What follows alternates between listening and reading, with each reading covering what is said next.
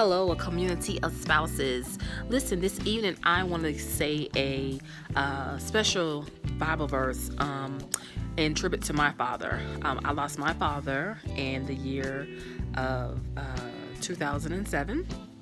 And our last holiday that we spent together was on Thanksgiving.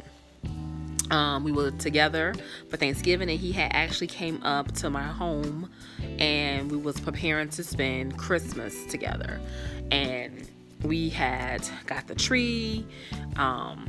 He put the tree up. He decorated it for us, and we have held our tree down for the last 11 years. Never took it down. It has been the same tree from the time he had put it up.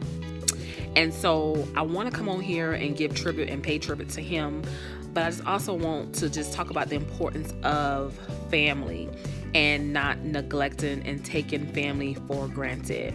The hour is young, and we don't know the time or when things are going to take place. I had no idea that Thanksgiving of 2007 would be my last Thanksgiving with my dad. This is not definitely to put nobody down or make anybody feel a certain type of way, but it's just kind of like a reminder that, family is important. Now, I actually stay a little distance from my family, about 6-hour drive, but I try to stay in communication with them on a regular, FaceTiming, calling. It's like I'm there every day anyways. That's how much I communicate with my family. And so holidays are very, very special to me for reasons like that.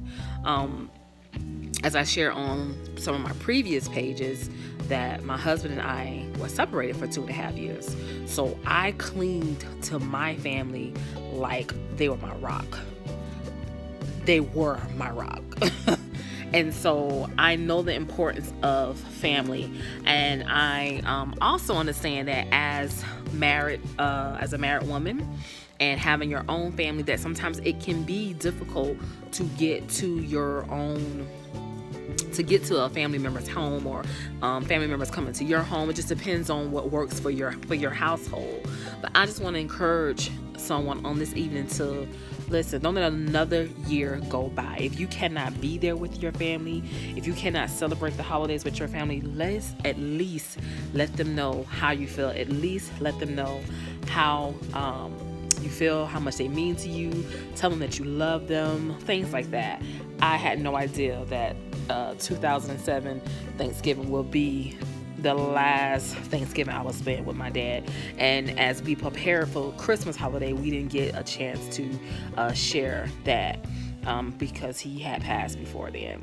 And so I just want to lift up, this is actually, we had some bookmarks made. This is my dad, and this verse on here was one of his favorite ones, and I want to just share that with you on this evening. And it comes from Psalms 121. I almost kind of know it by heart, but I'm gonna read it just in case, because I don't want to skip over no words and mess nothing up. I'm just saying. So it said, I will lift up my eyes unto the hills from which cometh my help. All of my help comes from the Lord, who made heaven and earth. He would not suffer thy foot to be moved.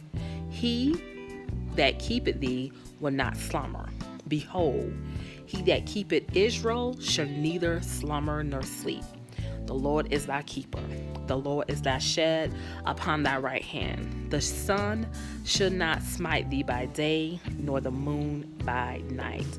The Lord shall preserve thee from all evil. He shall preserve thy soul.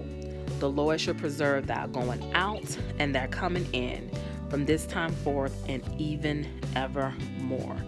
Listen, I praise Jesus and thank God for my dad for the years I had my dad. I had my dad for 26 years. And I know some of my other siblings was not as blessed to have him that long. And it's nothing like a daddy. I was a daddy's girl, so it's nothing like a daddy.